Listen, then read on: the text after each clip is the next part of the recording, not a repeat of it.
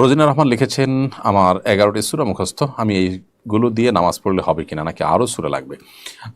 সূরা ফাতিহার পাশাপাশি মিনিমাম 4টি সূরা হলেই তো আমাদের নামাজ আমরা পড়তে পারি, কিন্তু যত বেশি সূরা মুখস্থ থাকবে ততই ভালো। আমরা বৈচিত্র্য আনতে পারবো নামাজের সূরা পাঠের ক্ষেত্রে।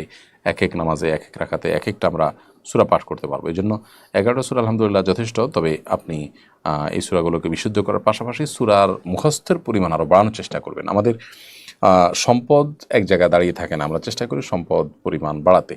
সম্পদের পরিমাণ বাড়ানোর যে চেষ্টা থাকে, আমি ছোটোবেলায় যে 10টা বা 11টা সূরা মুখস্থ করেছি সেটার পরিমাণ বাড়ানোর কেন প্রচেষ্টা আমাদের থাকে না? আমি যদি অনন্ত অসীমকালে আল্লাহর প্রিয় পাত্র হতে হবে, জান্নাতে যেতে হবে, সেই তাগাদা আমাদের মধ্যে থাকে, সেই বিশ্বাসটা আসলেই থাকে, তাহলে তো সূরা মুখস্থ করার মাধ্যমে আল্লাহর প্রিয় পাত্র হওয়ার দৌড়ে আমি এগিয়ে যাব, যে কোরআন বেশি যত ধারণ করবে তার মর্যাদা তত বেশি হবে। সো সেই জায়গা থেকে আপনার 11টি মুখস্থ আছে, এটা দিয়ে যথেষ্ট হচ্ছে, কিন্তু আপনার চেষ্টা থাকা উচিত এটাকে সামনে আরও নিয়ে যাওয়ার।